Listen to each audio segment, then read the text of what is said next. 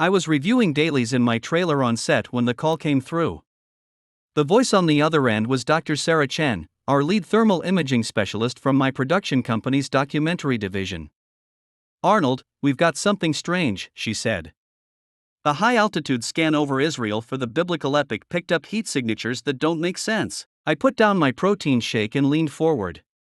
"What kind of heat signatures?" "Underground beneath some ancient ruins near Jerusalem.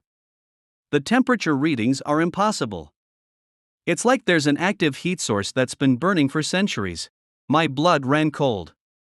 For months, rumors had been circulating about strange discoveries our location scouts were making for the film. I dismissed most of them as Hollywood nonsense.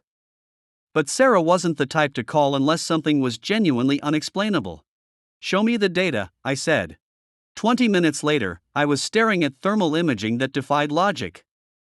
Deep beneath layers of ancient stone, there was a bright orange glow on the screen. The temperature readings showed 800 degrees Fahrenheit, consistent and unwavering. "This can't be right," I muttered. "We've run the scans 3 times, Sarah replied. "Same results every time. There's something down there that's been burning for God knows how long."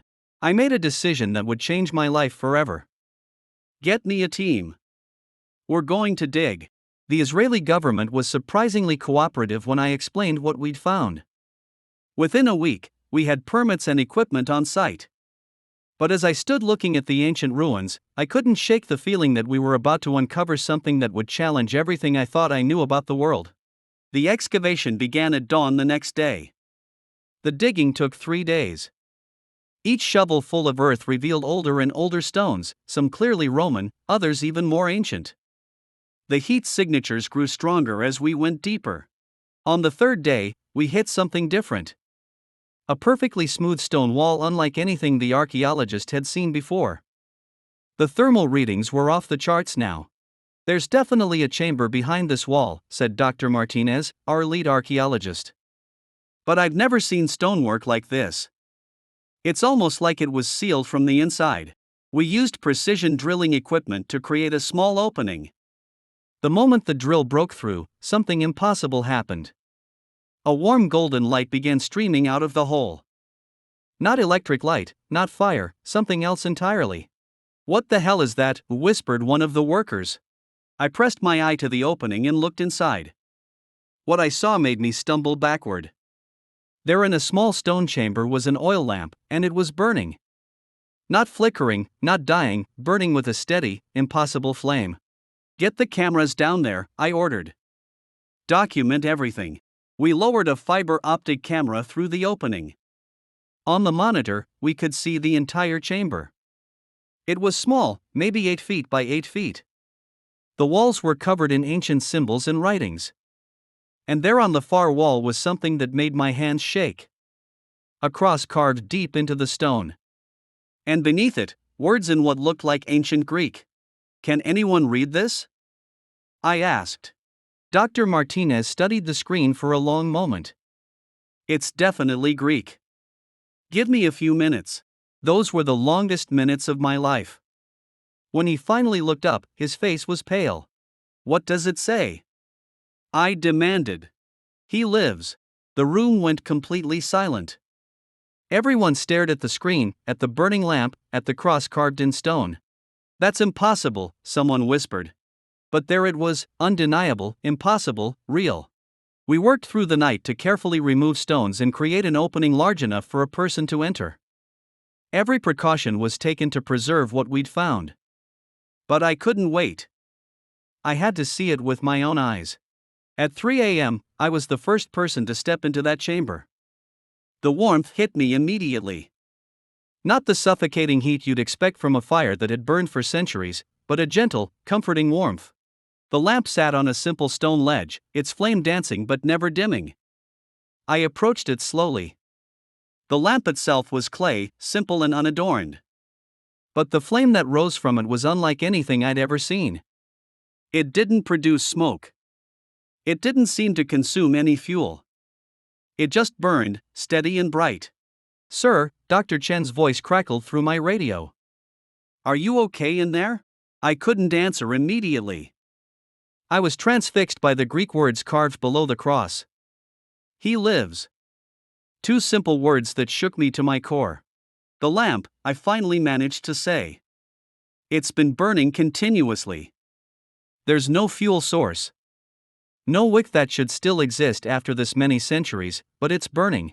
I spent 2 hours in that chamber documenting everything. The walls were covered in symbols and texts in multiple languages. Some Greek, some Aramaic, some I couldn't identify, but they all seemed to tell the same story. Someone had been here. Someone had left a message. And somehow, impossibly, they had left a flame that would never die. When I finally emerged from the chamber, the sun was rising. My team was waiting anxiously for my report. "What did you find?" asked Dr. Martinez.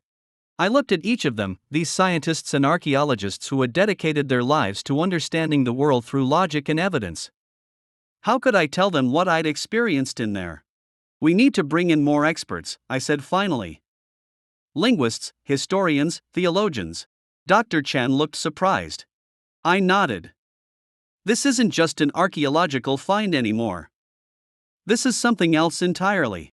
Professor David Goldstein arrived from Hebrew University the next morning. He was one of the world's leading experts in ancient languages and had worked on some of the most significant biblical archaeological discoveries. I led him into the chamber personally. I wanted to see his reaction when he saw the lamp, the cross, the inscriptions. He stood in the doorway for a full minute, just staring. Then he stepped inside and immediately fell to his knees. "My God," he whispered. "Can you read the inscriptions?" I asked. He nodded slowly, his eyes moving across the walls. "There are layers here, different time periods. Some of these are 1st century, others are later." He spent 6 hours in that chamber, photographing and translating. When he emerged, he was visibly shaken. "What did you find?" I asked. He sat down heavily on a camp chair. "The earliest inscriptions are in Aramaic and Greek. They speak of a teacher, a rabbi who was executed by Rome, but they claim he returned, that he appeared to his followers after death." My mouth went dry. "Go on." "The later inscriptions, probably 3rd or 4th century, tell of followers who came here to hide during persecutions. They speak of the lamp as a sign, a promise that death has no power here. But the lamp itself, according to the inscriptions, it was lit on the 3rd day after the execution, and it has never been extinguished since." I stared at him. "That would be almost 2,000 years. "Yes, that's impossible." "Yes, it is." We sat in silence for several minutes. Finally, Professor Goldstein spoke again. "There is something else. The most recent inscription, probably from the 7th century, includes a prophecy of sorts. It says that when the lamp is finally discovered again, it will be by someone who will carry its message to the entire world." A chill ran down my spine. "What message?" He looked directly at me. "That he lives, that death has been defeated, that hope is real." I knew I had to document everything, not just for scientific purposes, but because people needed to see this. The world needed to know what we'd found. We set up professional cameras in the chamber. I recorded hours of footage showing every angle, every inscription, every impossible detail of that burning lamp. But as I reviewed the footage that night, I realized something profound had happened to me. Standing in that chamber, reading those ancient testimonies of faith and hope, something inside me had changed. I'd always considered myself a practical person. I believed in hard work, in what could be achieved through determination and effort. But what do you do when the evidence points to something beyond human achievement? I made a decision that surprised everyone, including myself. I would release the video publicly. I would tell the world what we'd found, regardless of the consequences. "Are you sure about this?" asked Dr. Chen. "This will change everything. People will have questions. They'll want explanations." "Good," I said, "so do I." The video went live at midnight Pacific time. Within 6 hours, it had 15 million views. Within 24 hours, it was the most watched video in internet history. The footage spoke for itself: the burning lamp, the ancient inscriptions, the cross carved in stone, the words "he lives" clearly visible even after 2 millennia. But what shocked people most was my personal testimony at the end of the video. I spoke directly to the camera and told the world what had happened to me in that chamber. I went into this discovery as a skeptic. I said, I came out as a believer, not because of what I wanted to see, but because of what was undeniably there. This lamp has been burning for nearly 2,000 years. The inscriptions tell us why. Someone conquered death itself and left us proof that hope is real. The reaction was immediate and intense. Within hours of the video's release, my phone was ringing nonstop. News networks, government officials, religious leaders, scientists, everyone wanted answers. The scientific community was divided. Some colleagues praised the discovery as potentially the most significant archaeological find in history. Others questioned the authenticity, demanding independent verification. We'll provide access to any qualified researcher who wants to study the site, I announced in a press conference. This isn't about convincing anyone of anything. This is about sharing the truth of what we found.